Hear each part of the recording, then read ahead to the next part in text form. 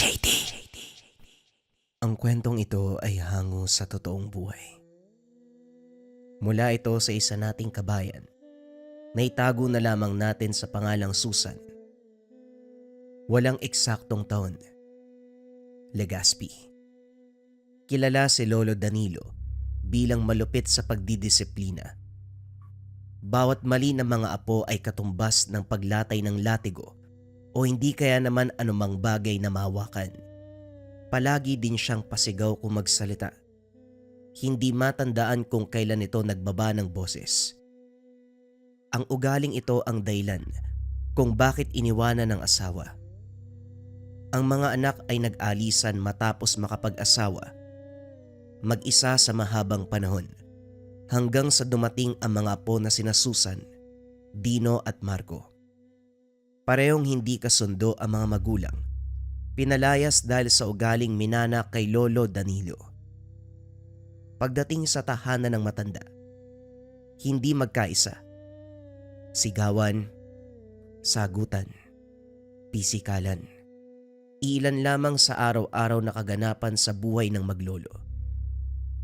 Gayunpaman, nanatili sa poder nito kahit hindi lilipas ang araw na walang napagbuhatan ng kamay. Bukod sa wala nang mapupuntahan, may parte sa kanila na gustong nasa tabi ng matanda. Sa kabila ng ugali ni Lolo Danilo, hindi may tatanggi ang pagmamahal sa mga apo. Hindi man aminin sa salita, halata naman sa kilos. Ilang beses nasangkot sa rambulan ang magpipinsan, pero sa tuwing magkakagipitan, maaasahan ito at handang ipaglaban ang mga apo kahit na sila pa ang may kasalanan. Ilang ulit nang nagkaharap sa barangay dahil sa kaguluhan. Gayunpaman, sinisigurado ng matanda na mapapawalang sala ang mga apo. Ito ang bagay na bumilib sina Susan, Dino at Marco. At ito rin ang rason kung bakit kampante sila sa oras ng away. Hoy, masyado kayo maangas. Anong ginagawa niyo ha? Hindi kayo taga rito, kaya pwede ba umalis na kayo? Umaas na pang siga ang patpatin. Sandali, maganda ang kasama niyo ha. Papatulang ko sana kaso parang hindi naman babae. Wika ni Frankie, isa sa madalas na kaaway ng magpipinsan. Nagpahinga sila sandali sa tabi ng ilog. May mangga na hitik ang bunga. Namitas ng tig-iisa, bagay na kinagalit ng lalaki. Wag na wag mong inaasar ang pinsan ko kung ayaw mong mabugbog. Pinagsasasabi mong nag-aangas. Namimitas lang kami ng mangga. Inaano ka ba namin? Naalerto ang magpipinsan nang lumapit ang grupo. Hindi naman maramihan. Nasa bilang ay 5. Kilala nila ang ugali ni Frankie kaya naging maingat. May lahing mambabarang ang lola nito. Hindi niyo pa rin ba nauunawaan ang gusto kong sabihin? Umalis kayo rito dahil sa kabilang sityo ang tahanan niyo. Baluarte ko to. Anumang nasa paligid ay pagmamay-ari ko. Ikaw yung nagmamayabang dyan eh. Kung makaangkin, akala mo ikaw yung may-ari ng buong mundo. Wika ni Susan. Umalis na lang tayo. Huwag nang patulan yan. Mambabarang yung lola niyan eh. Wika ni Dino na narinig ni Frankie. Aba, dapat lang matakot kayo sa akin. Kung ayaw niyong may tumerang insekto dyan sa katawan niyo. Isang sabi ko lang kay Lola, may gagapang dyan sa tiyan niyo. Hindi na pumatol. Nagmamadaling umalis pero pagdating sa unahan, humarang ang grupo. Walang pagdadalawang isip na nagsuntukan. Gumante ang magpipinsan, hindi nagpatalo. Sa uli bugbog sarado ang grupo ni Frankie. Walang binatbat sa karunungan ng mga ito. Lumaking barumbado kaya sa pisikalan ay may laban. Iniwan silang nakabulagta. Pagdating naman sa tahanan, nag-alangan sa pagpasok dahil nakaabang sa pintuan si Lolo Danilo. Nasa likod ang mga kamay. tanda na merong hawak na sinturon. Nagtulakan kung sino ang mauuna nang sumenyas ang matanda na lumapit. Sa huli si Susan ang humakbang. Kaagad na pangiwi matapos paluin ang sinturon. Sigaw naman mula kay Dino at Marco, parehong nakahawak sa hita. Naupo sa bangko ang tatlo. Inantay ang sermo ng matanda. Nambugbog na naman kayo sa kabilang setyo. Dumating pa rito ang balita, mga perwisyo talaga kayo. Apo ni Manang Juliana ang kinalaban nyo. Matigas ba ang buto nyo para kayanin ang barang, ha? Ang sarap yung isako at ipaano doon sa ilog. Wika ni Lolo Danilo. Sila naman ho yung nauna. Gumanti lang kami. Hindi namin nahayaan na mabugbog kami. Sumasagot ka pa. Ikaw, kababae mong tao, ang lakas mong magamon sa mga lalaki. Umayos ka ng asta, babae ka. Porket babae hindi na pwedeng manapak? Buti nga, sapak lang yung inabot sa akin eh. Kung hindi ako nakapagpigil, baka binalian ko ng buto yun. Aray ko! Napasigaw matapos silahin ng tenga. Napayuko ng batukan. Sina Dino at Marco, hindi umimik sa takot na madamay. Hindi kayo pwedeng lumabas magmula ngayon. Kapag kayo nagsama, gulo ang kakasangkutan. Hindi rin kayo kakain ngayon ng hapunan. Magdusa kayo sa gutom. Baka sakaling magtanda pa kayo. Sige na, pumasok kayo sa kwarto. Nagkulong sa silid ang magpipinsan, alinsunod sa utos. Hindi nakapaghapunan. Panay bato ng masasakit na salita sa matanda. Pinaparinggan nila, pero baliwala kay Lolo Danilo. Hindi rin makatulog dahil sa kumakalam na sikmura. Nang magkaideya, dahan-dahang pumuslit, pero sa sandaling nakaupo sa hapag, umaalingaw-ngaw ang nakakakilabot na atungal. Natigilan ang tatlo. Sinunda ng tingin ng Yero na unti-unting nayuyupi. Tanda na merong lumalakad sa bubong. Napaigting ng kumilos ang kabilang bahagi. Kalaunan, pares na nanlilisik na mga mata ang nakatanaw sa pagitan ng siwang ng bintana. Mga hindot! Pumasok kayo sa kwarto! Kita may aswang! Nakatayo lang kayo dyan! Bilisan nyo! Napukaw ang atensyon ng magpipinsa ng sumigaw si Lolo Danilo. Nagunahan sa pagtakbo ang mga ito. Sinunda ng tingin ng matanda na walang takot na lumabas. Tinawag pa ang nilalang. Buong pusong hinamon. Nag-alala ang magpipinsan dahil mahina na ang matanda. Wala pang dala na anumang sandata na ipanglalaban sa aswang, pero napakalakas ng loob na maghamon. Hindi naglaon, nagpakita ang nilalang. Kumuha ng itak si Susan, hinagi sa kinaroroonan ni Lolo Danilo, kaso hindi rin nagamit. Gulat silang magbago ang galaw ng matanda. Mula sa pagiging mahina, naging malakas at maliksi. Pinamalas ang husay sa pakikidigma. Sinasabayan ni Lolo Danilo ang liksi ng aswang. Bawat galaw ay natatapatan. Binabalik ang atake nito. Tumitilapon matapos masuntok sa dibdib. Namangha ang magpipinsan dahil sa bawat tama ng kamao ay parang humahagupit na kulog. Hindi nakatagal ang aswang. Bumulwak ang laman ng paulanan ng suntok sa tiyan. Hindi lang yun. Binalian pa ng leeg. Tulalang inabot ni Susan ang sako sa tabi ng hingiin ni Lolo Danilo. Pasimpleng sinilid ang katawan ng nilalang. Kinaladkad patungo sa kung saan. Nagkatinginan ang magpipinsan. Hindi malaman kung ano ang magiging reaksyon. Bago makabalik ang matanda, pinag-usapan nila ang nasaksihan. Nakikita nyo naman ang nakikita ko, hindi ba? Totoo bang kilala natin si Lolo Danilo? Parang may iba pa siyang pagkatao. Grabe yung galaw ni Lolo ah. Parang hindi siya yan oh. Napaisip si Susan sa kaganapan.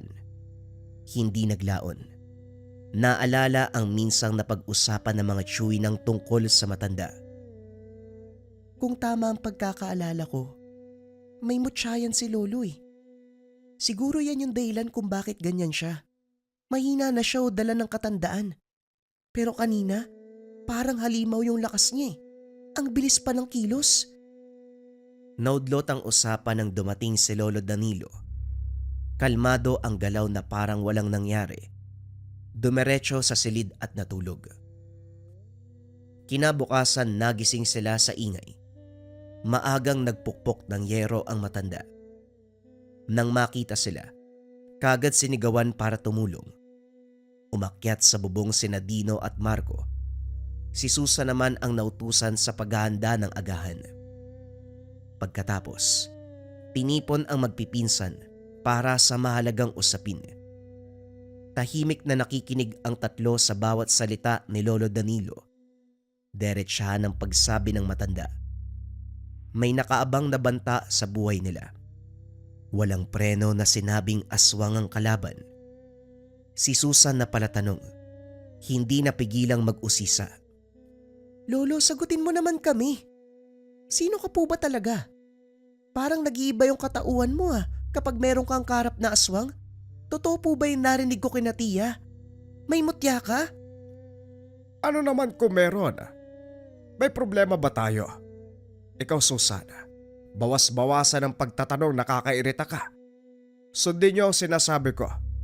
Magmula sa araw na to, wala munang maglalakwat siya. Hindi kayo gagala dahil may banta sa paligid. Nakita niyo naman ang aswang kagabi. Higit pa roon ang makakalaban natin sa susunod. Natin talaga? Kayo lang naman po yung may kalaban na aswang eh. Dinadamay niyo pa kami.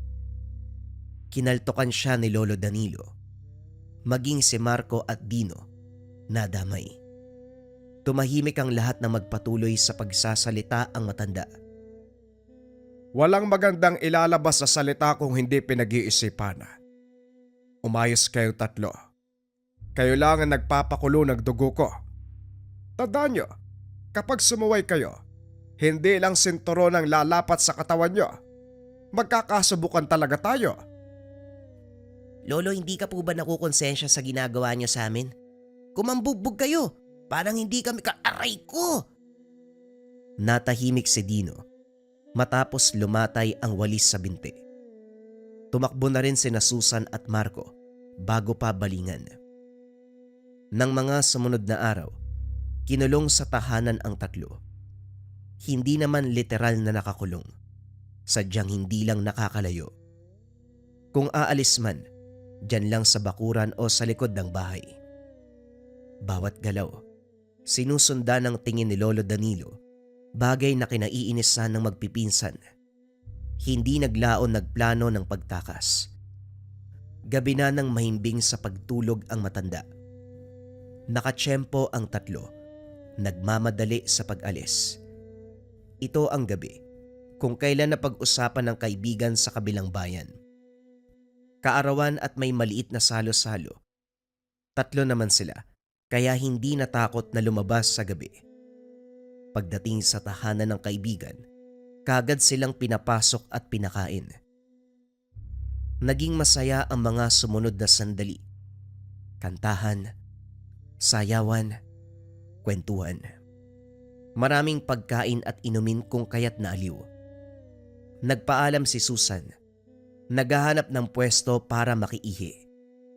Sa likod bahay ang palikuran na may iilang layong lakaran. Habang naglalabas, napansin ng dalaga ang kakaibang tunog. Parang hingal ng hayop.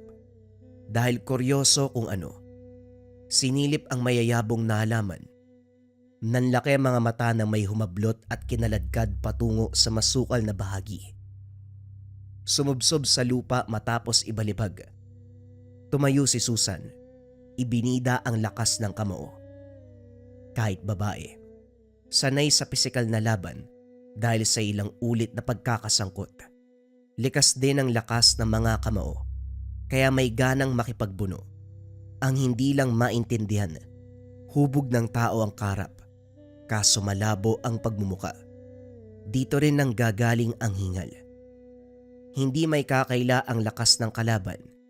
Pasimpleng umilag sa atake ni Susan. Hindi naglaon naging marahas. Lumapat ang mga kuko sa pisngi at nag-iwan ng sugat. Bagyang nahilo ang dalaga kaya piniling tumigil. Ikaw ang nag-iisang apong babae ni Danilo. Ang kaso mahina ka, kaya hindi mo taglay ang mutya ng kulog. Wala rin ako nararamdamang enerhiya sa'yo, kaya isa kang inutil. Naglaan pa ako ng oras para mahanap ka. Wala ka naman palang silbi. Wika ng babae sabay dura. Kunot noong tumingala si Susan. Gusto sana magtanong pero minabuting titigan na lamang. Malinaw na nakita ang mga nagtutulisang mga kuko. Nanlilisik ang mga mata. Mahabang buhok na parang may sariling buhay. Malayang gumagalaw sa kahanginan. Nanatili ito sa dilim, kaya hindi rin maaninag ang muka. Sabihin mo sa magaling mong lolo, bilisan niya ang pagsali ng mutya sa'yo. Nakakabagot mag-intay ng matagal. Pakisabi rin, nangungumusta ang lahi ng kubot. Nagmamadaling tumayo si Susan. Kagad bumalik sa tahanan ng kaibigan. Kinaladkad pa uwi ang mga pinsan. Habang nasa daan, napansin ang hubog ng babae. Sumunod ito sa kanila. Binilisan ang lakad hanggang sa makarating ng bahay. Muli, hagupit ng sinturon ni Lolo Danilo ang sumalubong. Nahinto ang paglatay ng sinturon nang ipaliwanag ni Susan ang tungkol sa naganap. Natigilan si Lolo Danilo nang marinig ang salitang kubot. Hindi naglaon. Hinila sa kabilang kwarto ang dalaga upang makausap ng personal. Sino nagpakita sa'yo? Sinaktan ka ba niya? Anong ginawa ng hayop na yon? Nakita niyo naman na may sugat ako sa pisngi, hindi ba? Ito ang ginawa ng kubot. Sino ba yun? Yung mga kalaban mo. Kaming mga apo ang naiipit eh. Mabuti na lang kinaawaan ako ng Diyos. Kaya nakaligtas ako. At saka meron siyang sinabi na hindi ko maintindihan eh. Anong mutya ng kulog? Nagsayang lang daw siya ng oras para hanapin ako. Ano bang ibig sabihin nun? Ang apo ni Marlota, si Fidela. Kahit kailan hindi matahimik ang angkan na yun Inubos ko na nga ang nakakatanda. Sumunod naman ang yapak ng mga apo. Kahit kailan nakakabuisit ang pamilyang yon, hindi na lang tumahimik. Tungkol saan ba kasi ang nangyayari, Lolo? Nung isang gabi may aswang na sumugod dito. Ngayon naman may bumiktima sa akin. Normal pa ba yan? Kung ano-anong kalukuhan yung pinapasok mo eh. Kaya siguro iniwanan ka ng mga anak mo eh. Sa unang pagkakataon, tumahimik si Lolo Danilo. Nasanay si Susan na palagi itong may sinasagot pero sa puntong ito. Nag-iwas ng tingin sabay buntong hininga.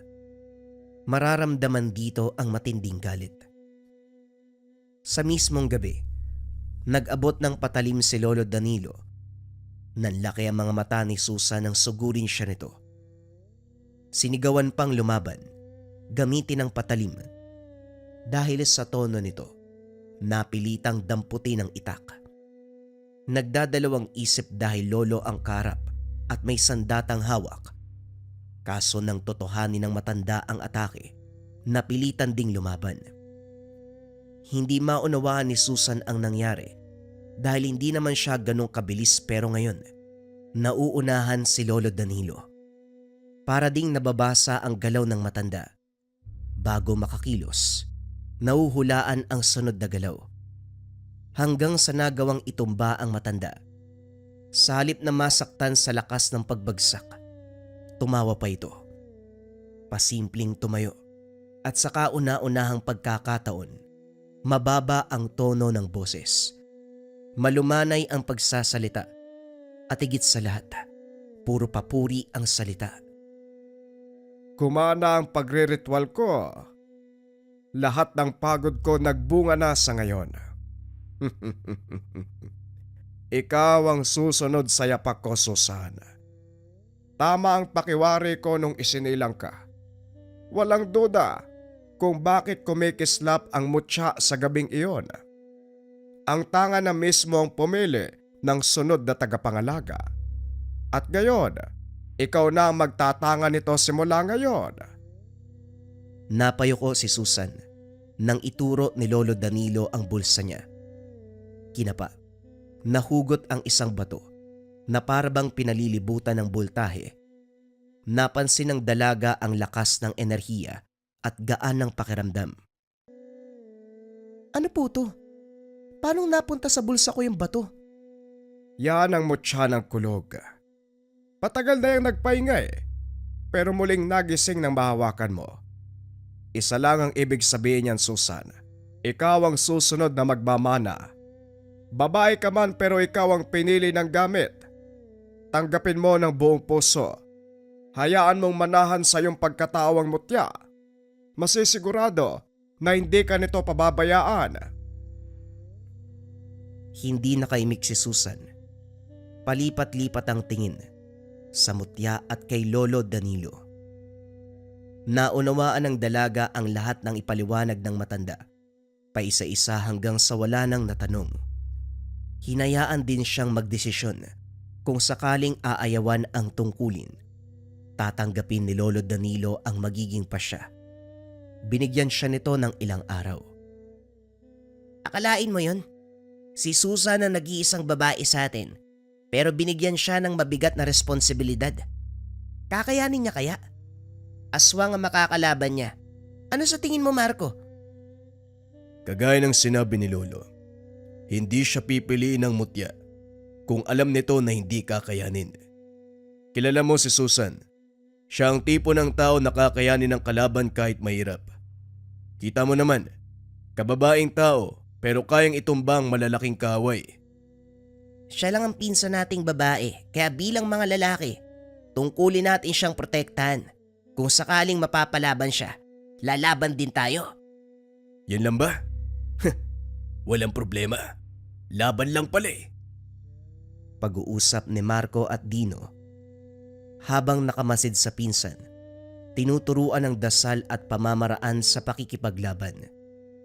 Seneryoso ni Susan ang pag-aaral sa turo ni Lolo Danilo. Matapos maunawaan ng lahat, tinanggap kagad ang responsibilidad. Kusang nagpa siya ang isip at katawan para dito. Sakto na lumipas ang ilang buwan. Bumalik si Pedela para maghamon. Kasalukuyang naglalakad sa kadiliman ng gabi ang magpinsan. Inutusan sa bayan at dahil madalang ang sasakyan, kinakailangan ang paglalakad. Pagdating sa unahan, humarang ang makapal na buhok. Hindi nagtagal, naglabas-masok sa tenga't ilong. Kumilo si Susan nang masipat ang aswang na nakatago. Nilapitan at pinutol ang buhok gamit ang punyal na bigay ni Lolo Danilo. Nararamdaman ko sa iyo ang mutya. Naipamana na ni Danilo ang gamit sa iyo. Mainam para may silbi ang paghihintay ko. Inabangan pa kita sa daanang to. Sa puntong ito, inilantad ng aswang ang tunay na wangis. Isang babae. Maitim ang mga mata. Abot sa magkabilang tenga ang tabas ng bibig. Malalagari ang matutulis ng ngipin. Mahaba ang makuko. Gayon din ang makapal na buhok na ginagamit upang umatake sa biktima. Sumisip-sip ng dugo. Hindi tinitigilan hanggang maging butot balat ang biktima. Inihanda ni Susan ang sarili. Inusal sa isipan ang orasyon na tinuro ni Lolo Danilo. Hindi naglaon. Nakawala ang mga pinsan sa pambibiktima ng buhok. Kagad sumugod ang aswang. Sa bilis na mga buhok, kumapit sa katawan ng dalaga, pumulupot hanggang sa mahirapan sa paghinga. Nasa'yo ba talaga ang mutya? Pero bakit parang napakahina mo? Ano bang kailangan mo? Ano bang atraso sa'yo ni Lolo Danilo?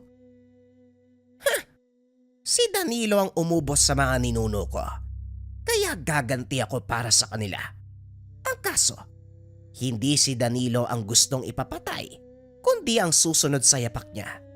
Dahil ikaw ang tumanggap, ikaw ang mamamatay.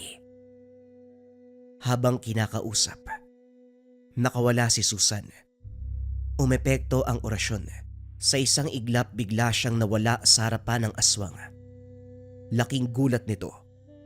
May bumaon na punyal sa leeg mula sa likuran. Habang iniinda nito ang sugat, marahas na kumilos ang buhok. Sinugod si Susan pero mabilis na naiwasan. Biglang tumiklop ng ilabas ang mutya ng kulog. Hindi makatingin ang aswang. Nasisilaw. Kaya inubos ni Lolo Danilo ang angkan nyo dahil kayong masama. Ang dapat sa inyo, mamahinga sa kabilang buhay. Walang pag-aalangan na sinuntok ni Susan ang aswang.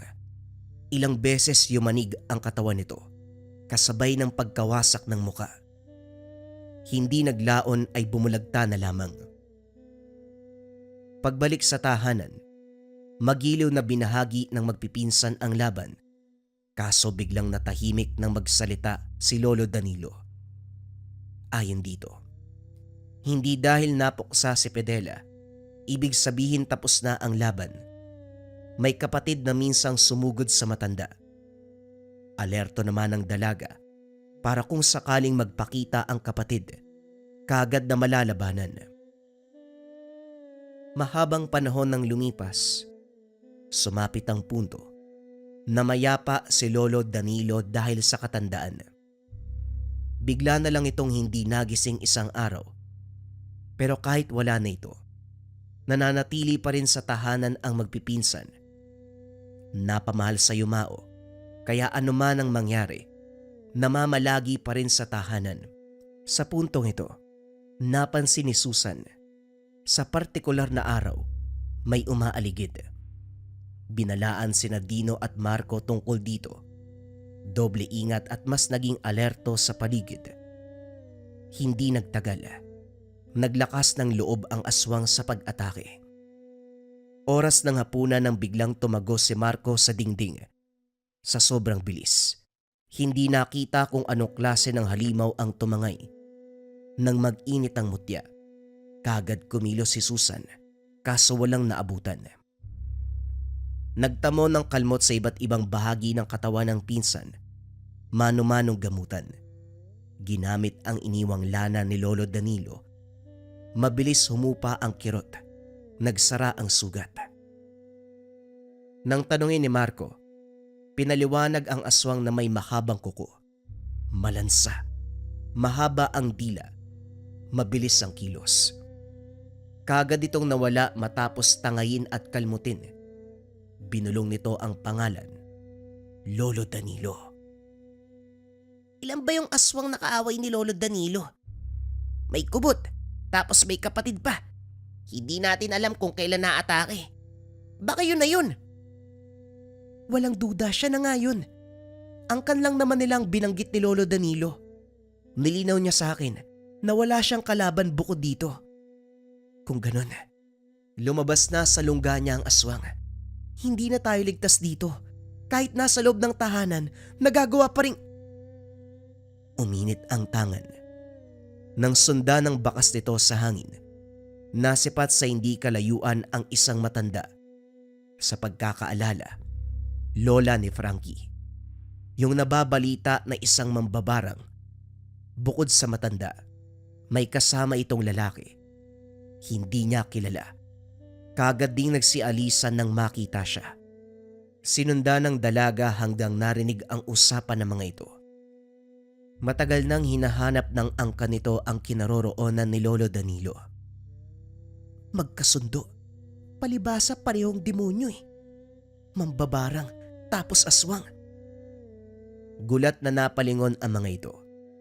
Hindi inasahan na nakasunod ang dalaga. Kagad kumaripas ang mambabarang. Iniwan ang aswang na lalaki. Tama nga pala ang sinabi ni Pedela. Isang babayang sumunod sa yapak ni Tandang Danilo. Wala pa naman sa bukabularyo kung pumatol sa babae. Kaya ayusin natin ang hidwaan sa pamamagitan ng magandang usapan. Ibigay mo sa akin ang mutya na pumatay sa angkan ko at siguradong papalayain kita. Sino ka ba sa akala mo? Matatanggap ko pa kung si Lolo Danilo ang mag-uutos sa akin. Pero ang kagaya mo? Mukha mo. Walang maayos na usapan dahil hindi ako mabait. Inatake mo si Lolo noon. Sinugod mo rin ang pinsan ko, kaya huwag kang umasa na magkakaroon tayo ng maayos na usapan. Parang hindi ka tunay na babae. Ang lakas mong magamon.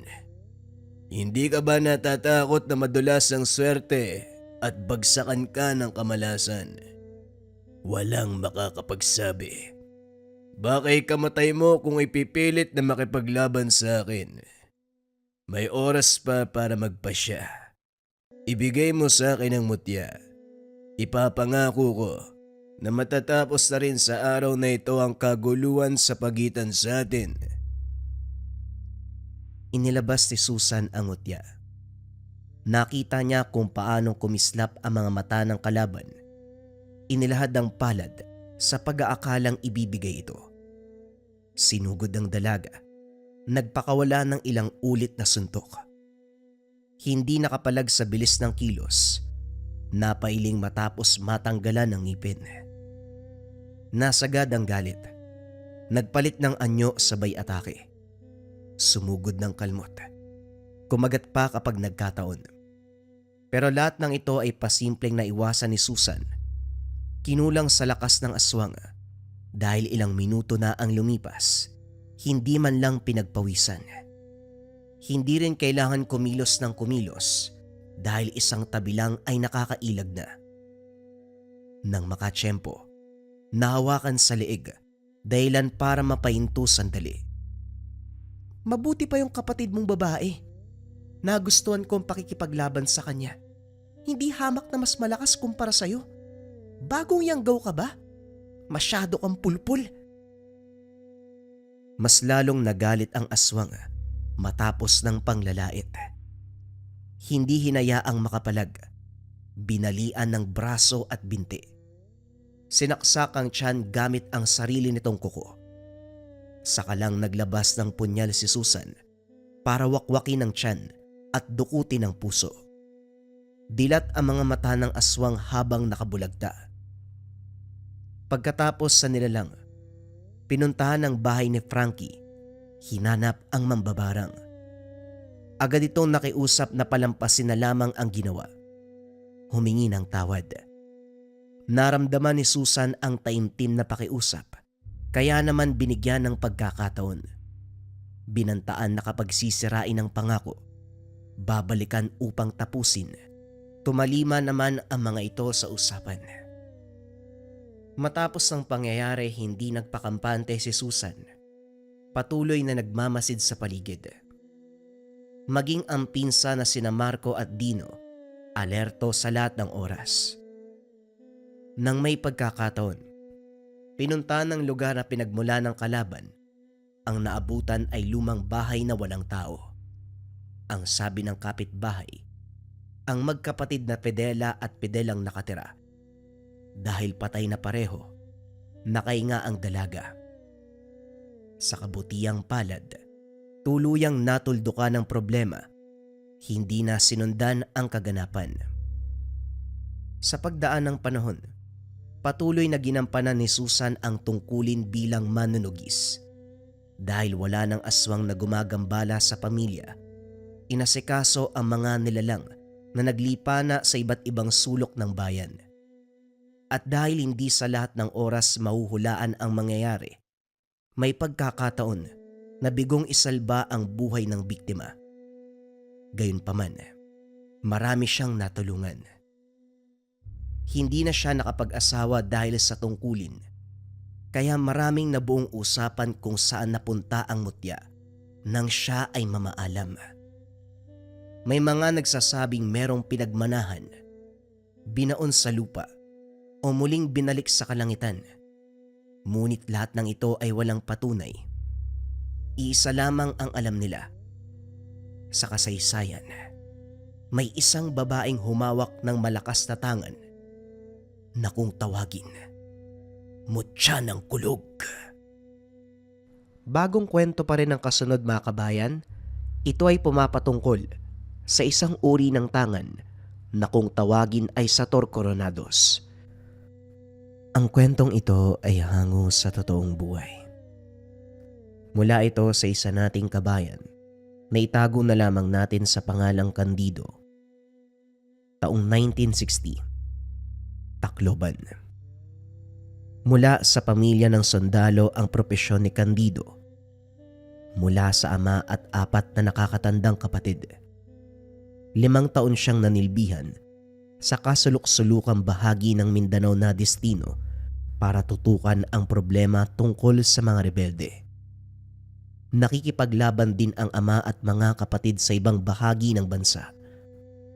Isang araw, sa hindi inaasahang pagkakataon, nakatanggap ng balita na parehong nasawi matapos ang engkwentro. Sa pakiusap ng ina, nagbitaw sa tungkulin ang binata upang makatira sa piling nito. Hindi lingid sa kaalaman ang ganitong pangyayari dahil kabilang sa sinumpaan ang pagbuwis ng buhay. Pero hindi lang inasahan na sa isang pagkakataon, sabay na masasawi ang mga kapatid at ama. Pinakinggan na lamang ni Candido ang pakiusap ng ina na magbitiw sa katungkulan upang maisalba ang buhay at may matira pa sa pamilya. Umuwi sila sa probinsya at doon na nanirahan. Natutunan ang buhay probinsya, pagsasaka, pangangalaga ng hayop, karpintero at iba pang kabuhayan nakikita ng pera. Kontento naman sa sitwasyon. Walang reklamo ang ina. Sa paglipas ng panahon, tuluyang nagbago ang buhay ni Candido nang makatagpo si Tandang Ason. Ang antingero sa lugar, kilala ito bilang tagabenta ng samot-saring anting-anting. Marami ang tumangkilik sa produkto dahil mabisa at maaasahan sa oras ng banta ng elemento. Malakas ang kita sa ganitong larangan dahil kasagsagan ng pananalasa ng engkanto. Dumagsa ang mamimili. Isa na rito ang ina ni Candido. Nang makita ang gabundok na perang papel sa harapan ni Tandang Ason, nagkainteres ang binata na pasukin ang ganitong negosyo. Pero bago yun, question muna ang mga gamit. Manong, wag mo sanang mamasamain yung tanong ko. Talaga bang mabisa ang magawa mo? Baka kasi naglapat ka lang ng mahika para mabilog ang ulo ng mga tao. Para balik-balikan ang mga gamit. Wika ni Candido. Sino ka ba? Kung makapagtanong ka, parang may alam ka. Ngayon nga lang kita nakita dito Dayo ka ba? Tugon ni Tandang Ason. Lumad sa lugar na ito ang angkan ng nanay ko. Sa Maynila ako lumaki at ngayon nakabalik na. Anak ako ni Concepcion na anak ni Corazon. Yung maglalako ng tabako sa bayan. Pero isa kang kahihiyan sa angkan ni Corazon. Kilala bilang mabuting tao ang mga yon. Mainhin sa pananalita, iniisip ang bawat pagpapasya. Pero ikaw walang preno, talagang derechahan. Natahimik si Candido, pero ilang sandali lang ay patuloy na nagsalita. Nakita ko kung gaano kalaki ang kinita nyo sa pagbebenta ng mga anting-anting. Kung papayag kayo, turuan niyo ako. Bala ko magtinda rin Teka sandali nga, hindi ba sundalo ang asawa ni Concepcion at mga anak niya? Bakit parang namumulubi ka? Hindi ba maayos ang pasweldo ng gobyerno para sa naituring na tagapagtanggol ng bayan? Matagal na ho akong bumitiw sa pwesto sa takot na mamatay sa gera katulad ng ama at mga kapatid ko. Ibang usapan ho yun, Manong. Pero sagutin mo ho yung tanong ko. Paano ba tayo gagawa ng anting-anting? Tumitig ang matanda. Sinuri ng tingin si Candido mula ulo hanggang paa. Tumagos pa sa kaluluwa nang makita ang pagkadesperado. Inimbitahan sa loob. Isa-isang pinakilala ang mga gamit pero nilinaw na hindi ito maaasahan sa aktwal na laban kontra aswang o anumang uri ng elemento. Replika lamang ito at may kaunting karga ng orasyon na makakaya lang kontrahin ang mababaw na banta. Kunot noong nakikinig si Candido, Naguguluhan kung ganun ba talaga ang pagnenegosyo sa usaping anting-anting. Iho, walang makakapantay sa lakas ng mutya na bigay ng kalikasan. Ibang usapin pa mga agimat, anting-anting na ginagawa ng mga antingero. Ito'y nabubuhay sa mahabang pagbabasbas, pagkokonsagra, pag-aalay ng dugo at pawis doon sa gamit. Iba ang mutya. Ito ay may natural na lakas na ibinibigay ng kalikasan sa taong karapat-dapat. Ganun ho ba, Manong? Eh di turuan mo akong gumawa. Turuan mo akong magkarga ng orasyon. Ano po ba ang gagawin ko? Ganyan ba talaga kapag sundalo? Diretsahan ko magsalita. Iho sa larangang ito, hindi dahil naisip mong pumasok ay pwede na. Kinakailangan ng matinding pagkapit sa paniniwala, dedikasyon at pangako na hindi babaliin sa oras na magkagipitan. Hindi ito negosyo ng tao na kapag bumagsak ay titigil ka agad. Dito, kahit maging baldado ka sa pakikipaglaban sa mga elemento, hindi ka bibitaw sa sinumpaang tungkulin. Napabuntong hininga si Candido. Hindi inasahan na ganong kaseryoso ang ganitong klase ng gawain. Napakamot ng ulo ng mapagtanto na hindi sila nagkaintindihan. Gusto lang namang matuto ng binata sa paggawa ng anting-anting upang merong pagkakitaan. Hindi ang sumabak sa anumang laban kontra aswang o elemento. Dahil magkaiba ang pagkaunawa, nagpaalam na lamang siya. Dapit hapon ng lakbay ni Candido ang daan patungo sa bayan. Pasan ang kalahating sako ng mais na ipapagiling pa upang maging bigas. Ito ang nakuwang parte sa pagsasaka sa taniman ng tiyuhin. Hindi pa siya nangangalahati sa paglalakad ng may humarang na lalaki. Mapupula ang mga mata. Nanlilisik. Masama ang titig na parabang nakasinghot ng pinagbabawal na gamot. Agad ding nagpigil ng hininga nang maamoy ang matinding baho. Malansa na parang nabubulok na karne, bigla itong sumunggab na ibagsak niya ang pasan upang pigilan ang bibig nito na mangangagat. At dahil retiradong sundalo, ginamit ang pisikal na lakas para pigilan ito. Tumilapon matapos masuntok. Kaso nang bumangon, muli na namang umatake. Sa pagkakataong ito tumutulo na ang laway. Kinabahan si Candido dahil sa isipan niya ay baka rabies ito. Sa pangamba na madamay ang katawan, napilitang bugbugin ng buong puwersa. Nawalan ito ng malay, tinali sa puno gamit ang nahablot na baging sa kakawyan. Pagdating sa unahan, sinabihan ng mga tambay sa tindahan, sila na ang umusisa. Samantalang dumiretso naman siya sa bayan, nagmamadali dahil malapit nang lumubog ang araw. Pagbalik na abutan ang mga tambay sa tindahan. Nagtanong siya. Sinabi ng mga ito na biktima ng yanggaw ang lalaki. Hindi siya pamilyar sa salita kaya nag-usisa. Pinaliwanag ng mga ito na bagong yanggaw lang ang lalaki. Sinabihan pa siya na mabuti raw hindi nakagat. Kapag nagkataon, posibleng maging siya ay mahawaan. Natakot si Candido. Bago tumuloy, inabutan siya ng tindero ng itak, sulo at isang garapa ng langis. Binalaan na kapag kumulo, ang ibig sabihin ay may aswang sa paligid. Tinandaang mabuti ni Candido ang bili ng tindero. Nang lumakad na, hindi maiwasang matakot na baka nakaabang sa tabi ang yanggaw. Kahit sinabi ng mga ito na dinala sa pagamutan ang lalaki, kinakabahan pa rin lalo pa madilim ang daanan. Bawat akbang ay siyang pagkabog ng dibdib. Panaylingon sa tuwing may kakaluskos. Hindi naglaon, isang figura ng halimaw ang lumitaw. Tao pa rin ang hubog nito, pero nagtataglay ng kakilakilabot na wangis. Nanlilisik ang mga mata. Mahaba ang mga kuko at ngipin. Mahaba ang dila na parang may sariling buhay. Mabilis pang lumilipat sa iba't ibang direksyon.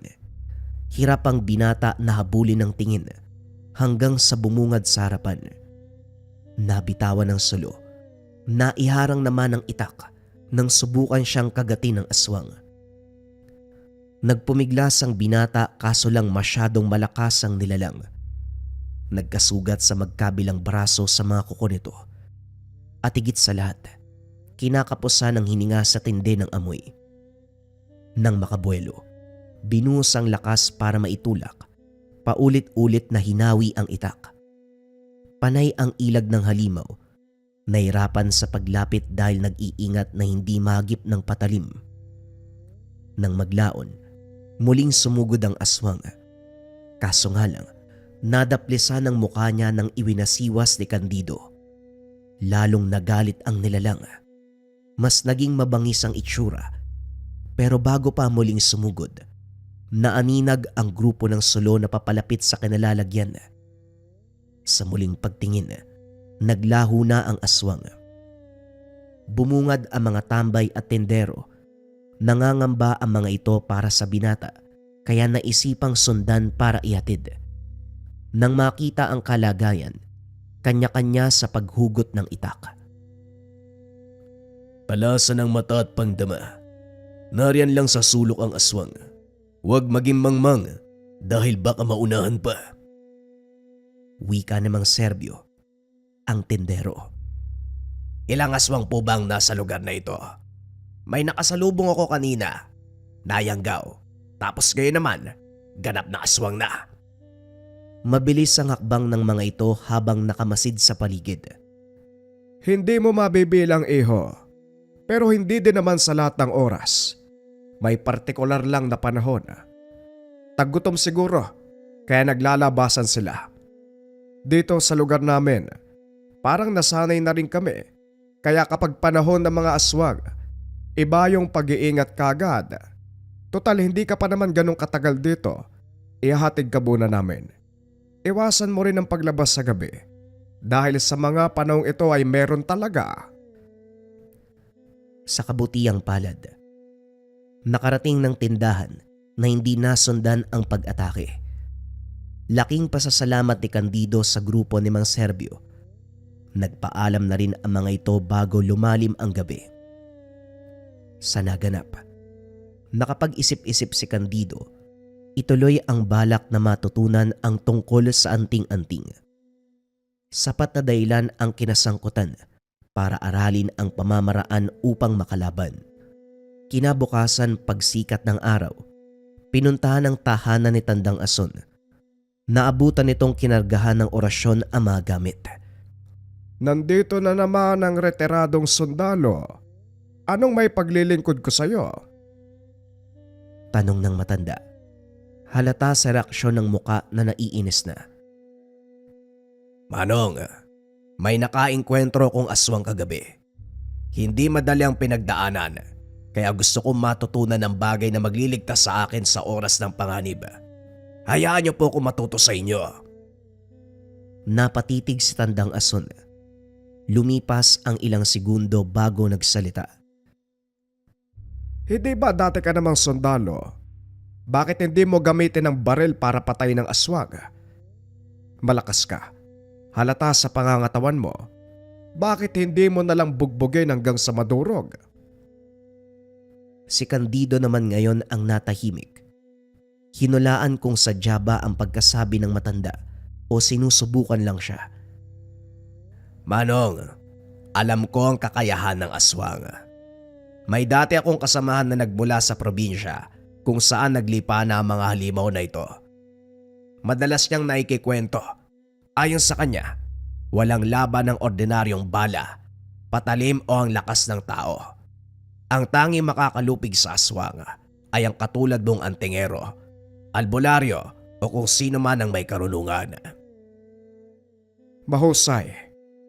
O sige, hahayaan kitang matuto sa akin. Pero ipangako mo, sa oras na matutunan mo ang lahat, wala nang bawian, walang atrasan, at lalong wala kang karapatan na umayaw sa oras na tawagin ka ng tungkulin. Maliwanag ba? Wika ni Tandang Ason. Tumango naman si Candido. Kagad sinimula ni Tandang Ason ang pagtuturo ng lihim na karunungan. Gumugol ng ilang buwan para makabisado ang tamang pagbigkas ng orasyon, pagpapagana ng gamit sa pamamaraan ng dasal, pagkilala sa iba't ibang anting-anting, pagkakarga at pagdedebosyon. Hindi na sila dumako sa pisikal na laban dahil tiwala si Tandang Ason na kakayanin niya, lalo pa isa itong sundalo. Sa huling araw ng pag-aaral, isang libreta at medalyon ang binigay bilang kabayaran ng pagpupursige ng binata para matutunan ang lahat. Sa paglipas ng mga araw, balik muna sa pagkayod para sa kabuhayan si Candido. Inaararo ang malawak na sakahan, nagtatanim ng binhi sa kabila, naghahakot ng panggatong mula sa bundok pababa ng bayan at kung ano-ano pa. Doble ang sipag dahil sa mga panong ito, iniinda ng ina ang karamdaman. Kanser ang lumabas ng resulta sa ospital. Tumama sa buto, kung kaya't nakaratay na ngayon. May mga gamot pero nilinaw ng doktor na papahabain lamang nito ang oras na ilalagi sa mundo. Hindi mapapagaling ang kanser dahil may kamahalan. Malaking salapi ang kinakailangan. Pansamantalang isinantabi ng binata ang tungkol sa lihim na karunungan. Iyo, magpalamig ka muna. Ilang ulit ka kasing pabalik-balik kaya naisipan ko maganda ng merienda. Huwag kang mag-alala, libre to. Nasabi sa akin ni Tandang Ason. Nabutan niya kasi ako naghahanda ng palamig para sa'yo eh. Magkakilala pala kayo? Wika namang Serbio. Tinawag siya nito sa tindahan. Huminto naman siya bilang respeto. Oo, sa katunayan, nagpaturo ko sa kanya ng pamamaraan para mapuksa ang aswang. Tinuruan ka ba? Ay nako, mapiling tao yun ha. Pinsan yun ang pinsan ko. Medyo malayong kaanak, pero malapit sa isa't isa. Kilala ko ang ugali, pero masisiguro naman na mabait at bukal ang loob sa pagtulong. Maigpit lang siya kung lihim na karunungan ang pag-uusapan. Tama ka nga. Mabuti nga nakayanan ko maging maestro siya sa loob ng ilang buwan. Medyo mahirap pero matalino naman siya magturo. Ganun ba? Nako. Magpasalamat ka, binigyan ka niya ng oras. Malamang nakitaan ka niya ng potensyal kaya pumayag siya na turuan ka. Anong binigay niya? Eto ho, isang medalyon at saka libreta na may simbolo at salita. Sa katunayan, hindi ko pa ito binigyan ng pansin eh. Kasi nagkataon na sumabay ang kondisyon ni nanay. Kailangan munang kumita ng pera para sa gamot. Inabot ni Candido ang libreta at medalyon. Nang buklatin, nanlaki ang mga mata kasabay ng pagsulyap sa medalyon. Ito ang medalyon ng Sator Coronados. Mataas na uri ng medalyon. Dahil hindi lang to nagmula sa kanan, may basbas ng kalangitan. Magdebosyon ka para mapagana ang bisa ng medalyon. Iyo, matitiyak ang kaligtasan mo kapag nagkaisa ang pagkatao at gamit mo. Simulan mo ang pagdedebosyon ngayon para sa mga susunod na araw, mararamdaman mo ang taglay na lakas. Nakaramdam ng tuwa si Candido sa sinabi ng matanda.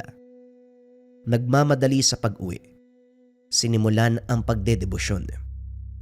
Araw-araw hanggang sa sumapit ang oras na mapagana ang medalyon. Mabilis na nagkasundo ang enerhiya nito sa kanya. Nag-uumapaw ang bisa, kasabay ng hatid na pakiramdam, kagaanan ng loob at matiwasay na daloy ng lakas. Kinagabihan, nagamit kagad ng binata ang medalyon nang may magtangka sa buhay ng sakiting ina. Isang uri ng aswang, ang maninilong. Mahaba ang dila ng nilalang na ito. May kakayahang maging mas manipis kagaya ng sinulid. Tatago sa sahig. Kukonekta sa katawan ng tao. Unti-unting hihigupin ang lakas hanggang sa malagutan ng hininga. Pinaniniwalaan na ang aswang na ito ang nasa likod ng biglaang pagkamatay ng mga pasyente kahit mahabang oras pa sana ang itatagal. 10 oras nang maalimpungatan si Candido sa init ng medalyon. Nakasilid ito sa bulsa. Nakalimutang hugutin. Naalerto sa senyales. Pinakiramdaman ng paligid hanggang sa namataan ang aswang sa siwang ng sahig. Gumagapang patungo sa kinalalagyan ng ina. Walang pagdadalawang isip. Hinugot ang itak. Palihim na lumabas. Bumulong ng orasyon ng binata para paganahin ng sabulag. Hinawakan sa binti ang aswang. Kinaladkad palayo ng tahanan. Sa kakawayan nito dinala. Walang patawad na pinatay. Gulong-gulo ang halimaw dahil may humahagupit pero walang nakikita. Hindi nakapalag hanggang sa nalagutan. Sa hindi inaasahang pagkakataon, nakasalubong si Tandang Ason. Kakagaling lang din ito sa panunugis doon sa kabilang lugar. Dahil nagpang-abot, nagkayayaan na mag-inuman. Pinaliwanag ng binata ang karanasan sa medalyon. Natutuwa ang matanda habang nakikinig. Ganyan din ako nung unang mahawakan ng medalyon. Kailangan handa ka palagi dahil nang bibigla yan. Basta-bastang nagbibigay ng senyales. Kahit ang aswang ay nasa kabilang sityo. Malawak kasi ang pang-amoy kaya walang elemento na nakakalusot kahit nasa malayo. Nga pala, siguraduhin mong mababantayan ng 24 oras ang nanay mo. Ganyang kalagayan ng paborito ng maninilong. Alam mo na ang tungkol sa aswang na ito. Siya ang uri ng aswang na naligpit mo kanina. Yun nga ho eh. Nagpapasalamat ho ako sa binigay niyong medalyon. Kung hindi dahil dito, hindi ko na alam ang kalagayan ni nanay. Gamit pa mismo ang gumising sa akin para iligtas ang nanay ko. Nga ho pala, ano ho palang tangan mong medalyon? Kagaya ng sayo, Sator Coronados. Dumaan sa ilang henerasyon ng pamilya namin, pero natatandaan ko pa, pasalin-salin na kwento ng mga ninuno tungkol sa pinagmula ng medalyon. Kung tawagin pa Kambal Sator, dahil dalawa nung binigay ng isang obispo. Pinalad na makapagtrabaho sa ibang bansa mga ninuno ko. Nagsimula sa mababang posisyon hanggang sa tumaas. Mula sa sitwasyon, nagpalipat-lipat ang simbahan dito sa bansa. Swerteng napili na magsilbi sa simbahang Katoliko ng Vatican. May nakilalang obispo, hindi pinangalanan kung sino. Siya mismo ang nagbigay ng Kambal Sator na pinagana ng isa ko pang ninunong albularyo. Dumaan sa maraming kamay at ito ngayon, tinatangan ko. Kung ganon, ang kanyo lang dapat ang magmay-ari nito. Hindi dahil nagmula sa mga ninuno, saan kan lang namin mapupunta ang medalyon. Hindi ganon ang pamamalakad ng gamit. Sino man ang matipuan nito, sino man ang may malinis na kalooban na handang magsilbi, pwedeng magtangan. Sa'yo na ang bagay na yan kaya gamitin mo. O siya, masyado nang malalim ang gabi. Lalakad na ako. Sinundan ng tingin ni Candido ang matanda. Lumipat ang pansin sa medalyon. Napahugot ng hininga. Matapos marinig ang kwentong pinagmula ng gamit, lihim na pinangako sa sariling aalagaan at pagsisilbihan hanggang kamatayan. Sa pagdaan ng mga araw, unti-unting lumala ang kalagayan ng ina ni Candido. Wala na itong pandinig, panlasa, wala na sa tamang pag-iisip. Nakakalimot sa lahat-lahat. Hindi niya rin masisi dahil matanda na ito. Hanggang sa sumapit ang gabi na tuluyang na maalam. Masakit para sa binata dahil nawalan siya ng ama at mga kapatid. Ngayon naman ang sumunod ay ang ina. Sa sandaling binuro lang katawan, dumalo si Tandang Ason. Nagtataka dahil parang biglaan ang pagkamatay. Nang makalis ang mga bisita, pasikretong sinuri ang bangkay. Kahit nilapatan na ito ng kemikal doon sa morgue, nagawan pa rin ang paraan ng matanda. Napabuntong hininga nang mapansin ang bakas ng aswang. Candido, ni minsan ba, iniwanan mo ang nanay mo? Kasi kung nasa paligid ka lang, mahaharangan mo kaagad ang sumpa, maging ang elementong umaaligid. Pero anong nangyari? Bakit may bakas ng aswang sa katawan ng nanay mo? Wika ni Tandang Ason. Mahahalata sa boses ang galit. Sa kabilang banda, hindi makapaniwala si Candido sa narinig. Naalala ang araw na lumabas ng bayan upang bumili ng gamot. May pagkakataon na iniwanan ko pero hapon yun, Manong. Pataas pa ang sikat ng araw. May aswang po ba kapag ganon?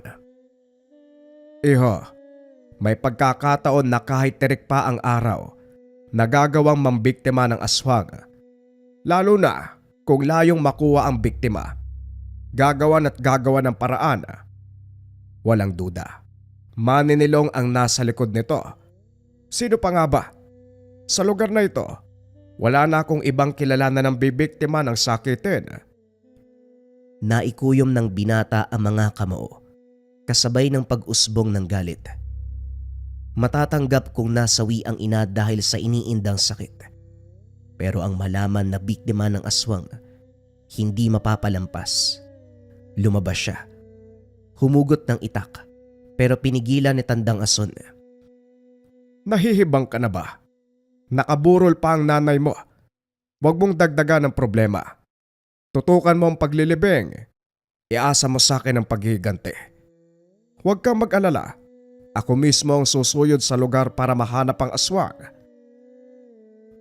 Dahil sa halo-halong damdamin, inasa ng binata ang paghihiganti kay Tandang Ason.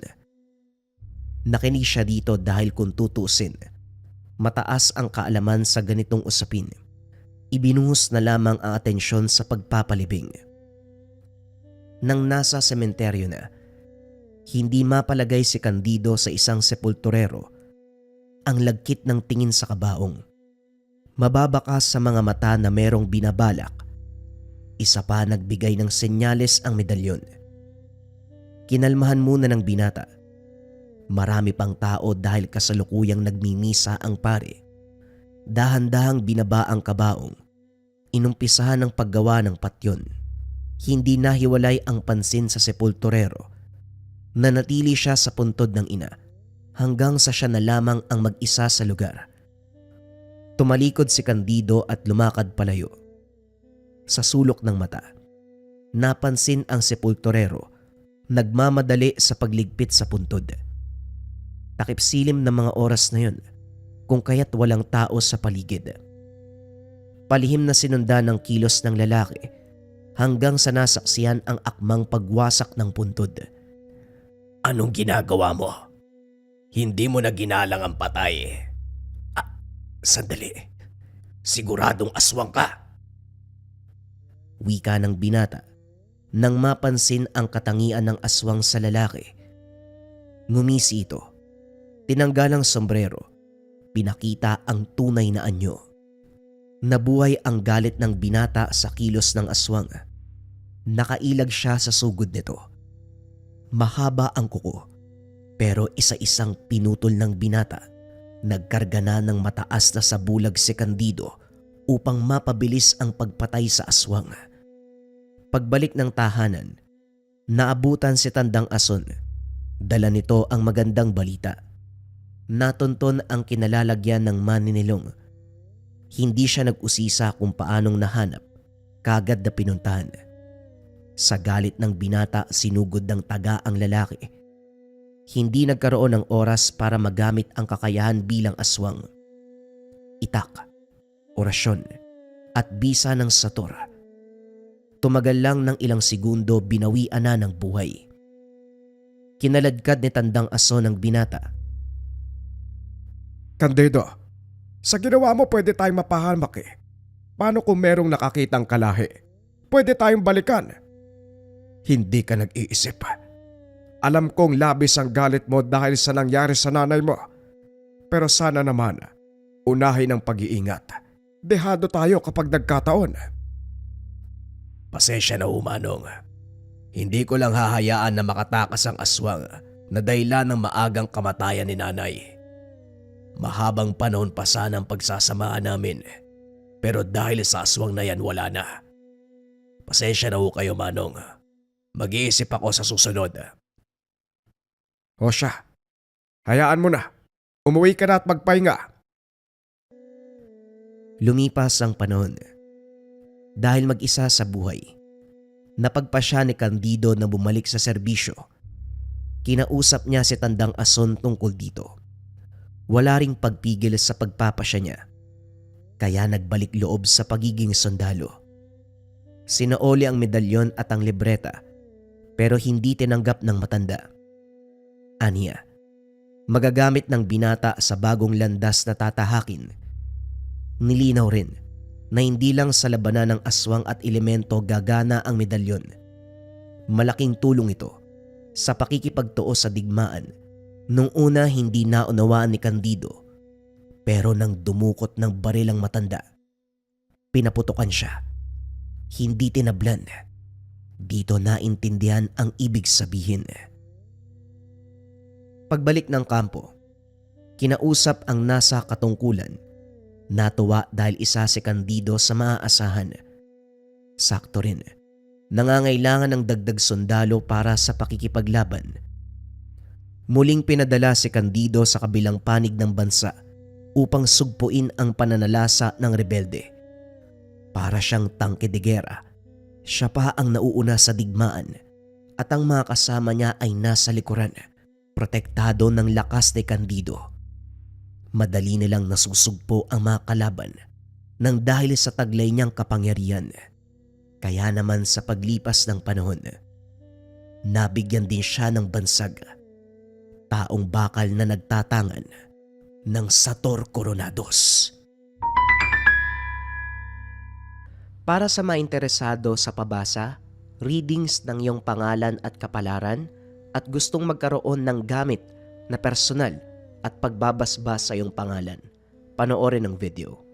So sa mga kabayan, September 1 na, available na ang pabasa, pamana at basbas. Pakita ko muna sa inyo kung para saan. Pabasa. Pamana. Basbas. Pakipost na lang mga kabayan para mabasa nyo yung information. Marami nagtatanong kung paano mag-order at kung pwede ba GCash payment. Pakita ko sa inyo kung paano. And yes, pwede ang GCash payment. Ito siya mga kabayan, punta kayo sa browser www.merchandise.com. Once ma-search, ito dapat yung makita ninyo, search nyo lang pabasa. Palabas tong papel, pang. Pabasa, add to cart muna, wag yung PayPal. Once ma-add to cart, proceed kayo sa cart, check out. Pagka-checkout mga kabayan, fill out ito PayPal or dito kayo sa or. Lagyan nyo lang yung mga info dyan. Information ninyo kabayan ha, sample lang itong ginagawa ko. Pag nalagay nyo na lahat ng information mga kabayan, ang piliin ninyo payment by send it. Then pay now. Ganito yung lalabas kapag ka-pay now. Pipili kayo ngayon kung ano gusto nyong pambayad. Pwedeng Cebuana, LBC or GrabPay, Maya, GCash. So GCash na lang mga kabayan. Then lagay ninyo yung mga information ninyo.